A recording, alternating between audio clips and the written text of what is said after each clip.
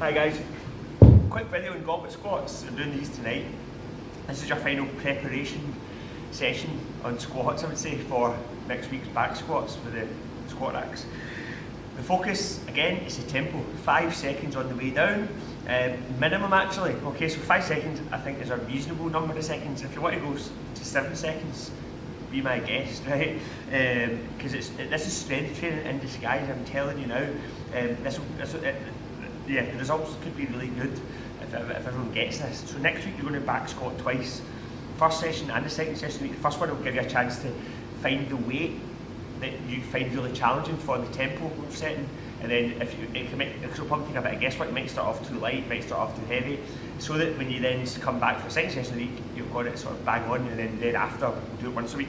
So things we're looking for, as I said, 5 seconds is on the way down. So start squatting.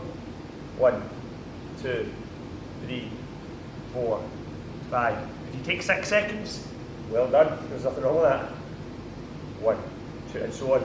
From the side, I think one of the main reasons people struggle to get the tempo, and they've been struggling so far with the tempo, they think it takes forever to get to 5 seconds, is they rush through the start too much. So they do this, they go 1, 2. So they get halfway down, they rush through the start. So really concentrate on controlling the pelvis and the hips at the start of the movement. That's going to allow you, that's going to find you your 2 seconds if you feel like 5 seconds is too long. So from there, slowly go down. 1, 2, 3, 4, 5, maybe 6, up to you, right? And then you go back up. Try not to spend too long at the top of the movement, that's when you're resting, so try not to do that. Focus as well on, it gives you a chance to really think about what's going on here. So when you're going down, it gives you a chance to sort of be aware of the knees.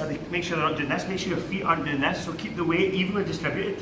So the tripod that we keep talking about, the ball of the foot, the small toe, small foot, and the heels. So you get 3 points of support. Okay, is it a tripod, a base of support?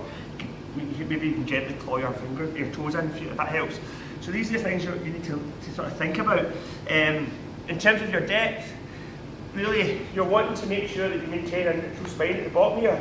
So just go down and make sure this stays nice and flat. There'll come a point, there's probably a point where everyone will lose, their mobility will dictate how low they can go while keeping that tension. And what will happen when they go too low is that sort of happens, the shoulders fall forward, they tuck under, and that's what we want to try and avoid. So only go as low as you can while maintaining that nice strong lumbar position at the bottom of the squat with the chest up and the shoulders back. Okay, so don't go lower than that. Other mobility compensations you might find in a quest just to get lower, so only go as low as you can, isn't just about lower back integrity. You go as low as you can while also maintaining the ankles. So for example, if you're thinking, right, I want to get all the way at the bottom, but these ankles and knees are doing this, it means there's some mobility issue somewhere that's stopping you, so don't go that far. Only go as far. So you might get to there with really good form, and then every time you want to go past there, this might start to happen.